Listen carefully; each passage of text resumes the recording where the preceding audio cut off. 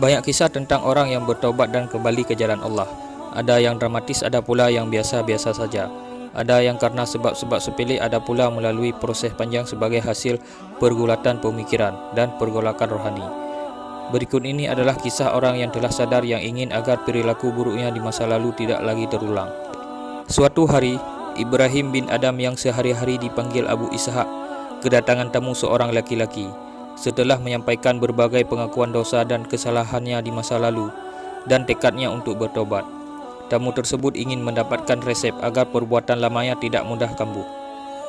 Kepada tamunya, Abu Ishaq menasihatkan, jika kamu mau menyerang dirimu dan kamu tidak mudah dihancurkan oleh kelezatan duniawi. Lelaki tersebut berkata kepadanya, sungguh saya telah menjerumuskan diri saya dalam kemaksiatan.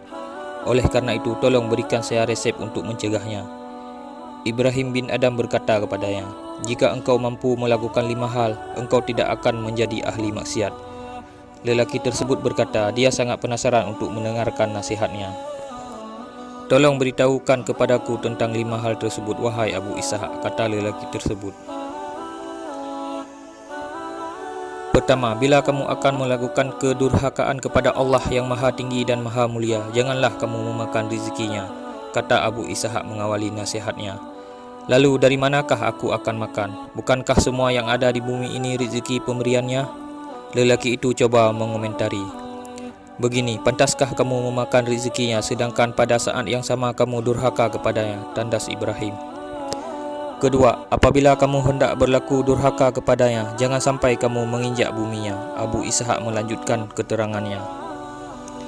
Yang kedua ini lebih berat dari yang pertama. Segala sesuatu yang ada, mulai dari belahan timur hingga belahan barat adalah miliknya. Lalu di mana aku mau bertempat tinggal? Adakah bumi lain selain buminya? Belum selesai lelaki itu bertanya-tanya dalam hatinya, Ibrahim bin Adam melanjutkan penjelasannya. Pantaskah kamu memakan rezekinya dan bertempat tinggal di wilayahnya sedangkan kamu terus-menerus mendurhakainya? Ketiga, lanjut Abu Ishaq, jika kamu hendak melakukan kedurhakaan kepada Allah sedangkan kamu masih memakan rezekinya dan bertempat tinggal di wilayahnya, sekarang coba carilah tempat yang tak bisa dilihat olehnya. Jika ada tempat seperti itu, silahkan kamu berbuat maksiat sebebas-bebasnya. Wahai Abu Ishaq, mana mungkin aku dapat menemukan tempat seperti itu? Bukankah dia selalu melihat dan mengetahui segala yang tampak dan tersembunyi? Lelaki itu tak sabar mengomentarinya.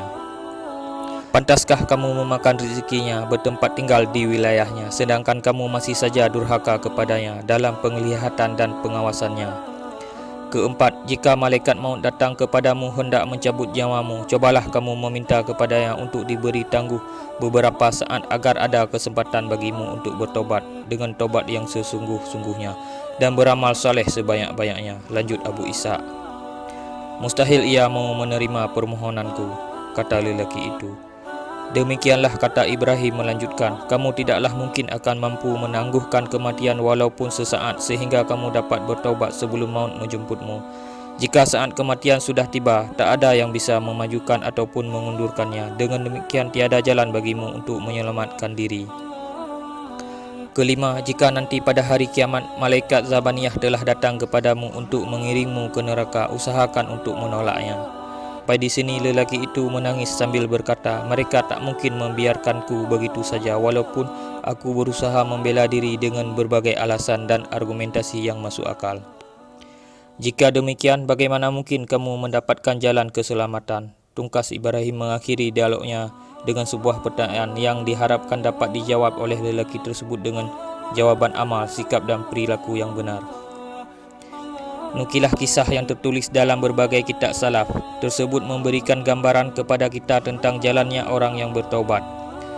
Sesederhana apapun pertobatan seorang, pastilah melewati proses panjang dari hasil pergumulan dan pergolakan pemikiran. Ada dialog dalam jiwa antara nafsu, akhlu dan kalbu. Ada tali ulur, ada peperangan batin yang mungkin lebih hebat dari perang fisik manapun.